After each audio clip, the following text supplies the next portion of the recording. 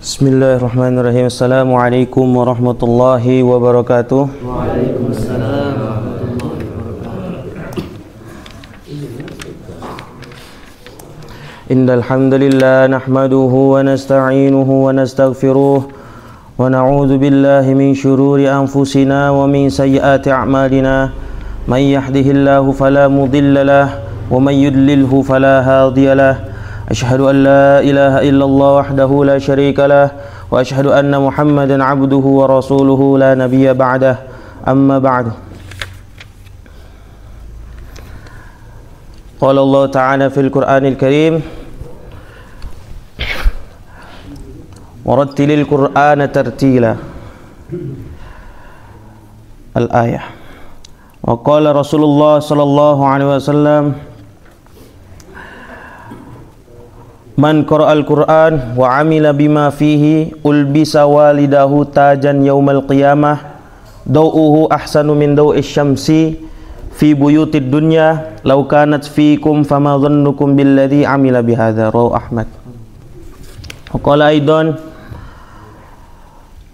an Uqbah bin Amir radhiyallahu anhu qala sami'tu Rasulullah sallallahu alaihi wasallam law ju'ila al-Qur'anu fi ihabin thumma ulqiya fin nar mahtaraqa. Wa qala aidan man qara'al Qur'an fastadharahu fa ahalla halalahu wa harrama haramahu adkhalahul jannah wa syafa'ahu fi 'ashratin min ahli baitihi kulluhum qad wajabat lahu an-nar. Rawahu Ahmad wa Tirmidzi. Atau kama qala Rasulullah sallallahu alaihi wasallam. Hadirin yang berbahagia, yang dirahmati oleh Allah Subhanahu wa taala, yang dimuliakan oleh Allah Subhanahu wa taala. Alhamdulillah hadirin, kita bersyukur kepada Allah Subhanahu wa taala. Karena kenapa? Karena Allah Subhanahu wa taala masih memilih kita. Sebenarnya hadirin, hakikatnya kita ini adalah orang-orang yang dipilih oleh Allah. Orang-orang pilihan Allah. Kenapa bisa disebut begitu hadirin? Karena masih banyak di luar sana hadirin, masih banyak umat Kanjeng Nabi Muhammad sallallahu alaihi wasallam yang tidak Allah gerakan, yang tidak Allah beri taufik dan hidayah untuk bisa sholat berjamaah subuh di masjid. Ini adalah suatu anugerah yang sangat besar hadirin. Masih banyak di luar sana orang yang lebih muda mungkin daripada kita, orang yang lebih kuat daripada kita, orang yang mereka hari-hari banting tulang, kerja keras, angkat beban, itu tidak Allah gerakan untuk bisa sholat subuh berjamaah. Tandanya orang-orang yang bisa sholat subuh berjamaah di sini adalah orang-orang yang dipilih Allah, orang-orang yang digerakkan oleh Allah Subhanahu wa taala untuk bisa mengerjakan sholat subuh berjamaah. Ini suatu anugerah hadirin. Karena sholat subuh berjamaah ini pahalanya besar sekali, karena di situ ada kemujahadahan, ada susah payah, dingin-dingin, enaknya tidur, tapi karena ada seruan Allah, panggilan Allah, kita rela menahan dingin, melawan ngantuk kita untuk bisa sholat subuh. Itu sangat suatu anugerah yang sangat besar. Apabila suatu ibadah yang dia itu mujahadahnya besar, maka pahalanya akan besar juga. Insya Allah semua termasuk kita ini mendapatkan pahala yang besar. Amin. Hadirin yang dimuliakan Allah Subhanahu wa taala, hadis Nabi Muhammad SAW an Mu'adz bin al-Juhani radhiyallahu anhu qala Rasulullah sallallahu alaihi wasallam man qara'al Qur'an wa 'amila bima fihi ulbisa walidahu tajan yaumal qiyamah daw'uhu ahsanu min daw'is syamsi fi buyutid dunya law kanat fiikum fama dhannukum billadhi 'amila bihadza. Rawahu Ahmad. Ini yang artinya saya akan bacakan satu hadis mengenai keutamaan mengajarkan Al-Qur'an kepada anak. Ini pahalanya sangat besar ya. Saya bacakan artinya dari Sayyidina Mu'adz al-Juhani radhiyallahu anhu. Baginda Rasulullah sallallahu alaihi wasallam bersabda, barang siapa membaca Al-Qur'an dan mengamalkan apa yang terkandung di dalamnya, maka kedua orang tuanya akan dikenakan mahkota pada hari kiamat yang cahayanya melebihi cahaya matahari. Nah, seandainya ada di dalam rumah-rumah bapak-bapak nih, rumah-rumah kalian di dunia, maka bagaimana perkiraanmu mengenai orang yang dia sendiri mengamalkannya? Hadis riwayat Ahmad. Ini hadis Nabi, hadis Kanjeng Nabi Muhammad SAW telah menjelaskan bahwasannya apabila kita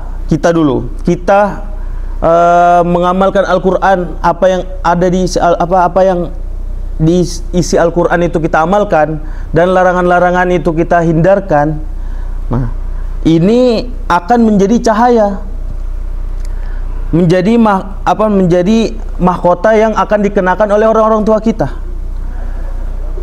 Misalnya anak kita suruh untuk menjadi hafiz Al-Quran, nah, untuk membaca Al-Quran. Apabila anak kita ajarkan memang dari kecil untuk berbuat baik, mengamalkan apa yang ada di isi Al-Quran, itu insya Allah dampaknya ke kita juga. Kalau misalnya kalau saya kan belum punya anak ya, bapak-bapak sekalian lah yang punya anak, itu dampaknya ke bapak-bapak sekalian. Bagaimana nggak tergiur? Emang nggak kelihatan lah ya. Untuk di dunia ini nggak kelihatan, tapi nanti di akhirat itu masya Allah. Di sini penulis kitab nih mengatakan nih, faidah daripada hadis yang tadi dibacakan. Jadi apabila seorang membaca dan mengamalkan Al-Quran, maka berkahnya adalah orang tua si pembaca akan dikenakan mahkota pada hari kiamat. Nah, yang cahayanya melebihi sinar matahari. Seandainya matahari itu berada di dalam rumah kita, matahari yang begitu jauh sangat terang sinarnya. Apalagi jika matahari itu berada di dalam rumah, tentu akan lebih terang dan lebih berkilauan. Ini penulis kitab ini hanya memberikan yang namanya permisalan, ya kan? Nah, mahkota yang sinarnya lebih terang daripada matahari. Kita lihat matahari itu siang bolong, terangnya sampai bumi, itu jaraknya sejauh mana kan? Coba kita bayangkan apabila cahaya matahari ini masuk ke rumah kita. Asbabnya apa? Asbabnya anak-anak kita membaca Al-Quran.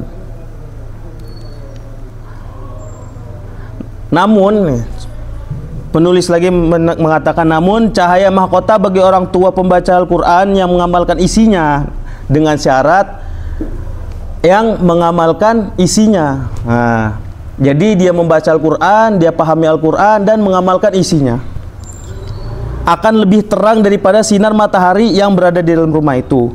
Jika orang tua pembaca Al-Quran saja akan mendapatkan pahala seperti itu, maka tidak dapat kita bayangkan bagaimana pahala pembaca itu sendiri. Apabila orang yang menjadi perantara saja begitu tinggi derajatnya, apalagi orang yang melakukannya sendiri, tentu akan memperoleh derajat yang lebih tinggi. Masya Allah hadirin. Dari itu, marilah kita membaca Al-Quran, kita pahami Al-Quran, bukan hanya kita pahami dan kita baca, tetapi kita mengamalkan apa yang ada di isi Al-Quran. Insya Allah hadirin. Dan di sini saya akan membacakan satu hadis mengenai keutamaan hafiz Al-Quran. An Uqbah bin Amir radhiyallahu anhu qala sami'tu Rasulullah sallallahu alaihi wasallam yaqul law ju'ila al-Qur'anu fi ihabin thumma ulqiya fin nar mahtaraqa. Yang artinya dari Sayyidina Uqbah bin Amir radhiyallahu anhu, ia berkata, aku mendengar baginda Rasulullah sallallahu alaihi wasallam bersabda, seandainya Al-Qur'an diletakkan dalam kulit, lalu kulit itu dicampakkan ke dalam api, niscaya ia tidak akan terbakar. Hadis riwayat Darimi. Ini yang maksudnya. Jadi kalau misalnya seandainya Al-Qur'an diletakkan dalam kulit, maksudnya dihafal. Dihafal kan, kita hafal Al-Qur'an, masukkan ke dalam otak kita. Nah, niscaya kalau misalnya kulit itu dicampakkan ke neraka, maka niscaya ia tidak akan terbakar. Jadi maksudnya gimana? Orang yang sudah menghafal Al-Quran, orang yang sudah menyerap isi Al-Quran, itu insya Allah terbebas dari api neraka. Nah, jadi maksudnya seperti itu. Faidah dari musannif, dari penulis, ada dua pendapat dari para ahli hadis mengenai maksud hadis di atas. Sebagian berpendapat bahwa kulit yang dimaksud kulit pada umumnya, yaitu kulit-kulit binatang, sedangkan api ialah api dunia ini. Hal ini menunjukkan mukjizat khusus pada zaman baginda Nabi sallallahu alaihi wasallam sebagaimana mukjizat para nabi alaihi wasallam terdahulu. Pendapat lain mengatakan, maksud kulit adalah kulit manusia dan apinya adalah api neraka. Menurut pendapat ini, hadis tersebut berlaku secara umum, tidak terbatas pada waktu tertentu. Jadi, jika seorang hafiz Al-Quran karena dosa-dosanya dilemparkan ke neraka, maka api neraka tidak akan membakarnya. Jadi hafiz Al-Quran, orang yang menghafalkan Al-Quran, insya Allah terbebas dari api neraka. Karena sebab apa? Sebab ada Al-Quran di dalam dirinya. Jadi Al-Quran telah diserap olehnya. Dalam riwayat lain disebutkan dalam lafaz Mammasadhun nar, tidak disentuh oleh api. Nah, Syekh Mullah Al-Qari rahmatullah alaih mengutip di dalam Syarhus Sunnah dari riwayat Sayyidina Abu Umamah radhiyallahu anhu yang memperkuat pendapat kedua di atas, yaitu beliau mengatakan, selalulah menghafal Al-Quran karena Allah Subhanahu wa taala tidak akan mengazab hati yang di dalamnya terdapat Al-Quran. Masya Allah. Bagaimana fadilahnya hadirin? Orang yang hafiz Al-Quran insya Allah dijaga oleh Allah Subhanahu wa taala dari azab hati yang di dalamnya terdapat Al-Quran, dari azab. Jadi insya Allah hadirin bapak-bapak sekalian, kita ini menghafal Al-Quran ini tidak akan rugi. Menghafal Al-Quran itu tidak mesti 30 juz. Bapak-bapak sekalian misalnya punya hafalan juz 30, 1 juz saja dari An-Naba sampai An-Nas, itu udah insya Allah termasuk penghafal Al-Quran. Juga cuman beberapa surat, itu insya Allah udah jadi penghafal Al-Quran. Jadi jangan takut, itu aja fadilahnya udah besar. Gimana yang dari Al-Fatihah sampai An-Nas 30 juz? Masya Allah, itu lebih besar lagi. Jadi bapak-bapak jangan khawatir, kita semangat lagi menghafal Al-Quran, walaupun sedikit demi sedikit. Kita niatkan, niat kita innamal amalu binniyah, niat kita menghafal 30 juz. Nah, tapi ketika kita lagi berjuang menghafal 30 juz, kita misalnya umur kita sudah nggak sampai gitu kan. Nah insya Allah nanti ketika di akhirat nanti kita dikumpulkan oleh orang-orang yang bersama orang-orang yang menghafal 30 juz. Karena kita udah niat untuk menghafal 30 juz, tapi kita nggak kesampaian, insya Allah fadilahnya kita akan dikumpulkan bersama penghafal-penghafal Al-Quran. Nah, saya akan membacakan satu hadis lagi mengenai fadilah orang yang menghafal Al-Quran, yaitu seorang hafiz Al-Quran yang mensyafaati 10 keluarganya yang wajib masuk jahanam. An Ali radhiyallahu anhu qala Rasulullah sallallahu alaihi wasallam, man qara'al Qur'an fastadharahu fa ahalla halalahu wa harrama haramahu adkhalahu Allahul jannah wa syaffa'ahu fi ashratin min ahli baitihi kulluhum qad wajabat lahun nar. Rawahu Ahmad dari Tirmidzi. Yang artinya dari Sayyidina Ali radhiyallahu anhu, baginda Rasulullah sallallahu alaihi wasallam bersabda, barang siapa membaca Al-Qur'an dan menghafalnya, membaca Al-Quran dan menghafalnya, dan menghalalkan apa yang dihalalkannya Al-Quran, serta mengharapkan apa yang diharamkan Al-Quran, maka Allah Subhanahu wa taala akan memasukkannya ke dalam surga dan akan menerima syafaatnya untuk 10 orang keluarganya yang wajib masuk neraka. Qad wajabat lahun nar. Nabi SAW mengatakan qad wajabat lahun nar. Qad wajabat ini maksudnya adalah fi'il madhi yang kemasukan qad, yang dimana makna ini taukid. Taukid ini penguat, yang betul-betul sungguh dia itu wajib masuk neraka. Karena asbab apa? Asbab kita menghafal Al-Quran atau anak kita menghafal Al-Quran itu akan mensyafaati 10 orang keluarga, ahli keluarga kita yang betul-betul wajib masuk neraka. Contohnya misalnya nauzubillah ya, misalnya adalah bapak-bapak lah, misalnya seorang bapak miliki anak hafiz Al-Quran. Nah, bapak ini karena dosanya banyak, memang wajib banget nih dia masuk neraka. Tapi karena memiliki anak yang hafiz Al-Quran, yang dia mengamalkan apa yang ada di Al-Quran, menghalalkan apa yang dihalalkan Al-Quran, mengharamkan apa yang diharamkan Al-Quran, ini bapak ini nih yang dia wajib masuk neraka, itu disyafaati bisa. Bahkan bukan cuman bapak doang, bisa ibunya, bisa kerabatnya, bisa saudara-saudaranya, sampai 10 orang. Ini bagaimana fadilah sangat besar, Masya Allah. Kok kita nggak tergiur tuh, gimana ceritanya? Masya Allah, hadirin yang dimuliakan Allah Subhanahu wa Ta'ala, bagaimana kita telah dengar tadi kita fadilah-fadilah tentang baca Al-Quran, fadilah tentang menghafal Al-Quran yang mensyafati 10 keluarganya. Insya Allah bagaimana kita niat untuk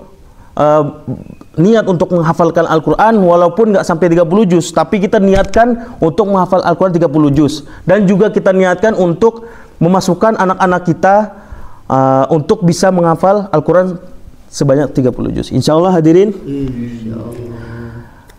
Mungkin itu saja yang bisa saya sampaikan. Ada baiknya itu datangnya dari Allah, dan ada kurangnya itu kesalahan diri saya sendiri.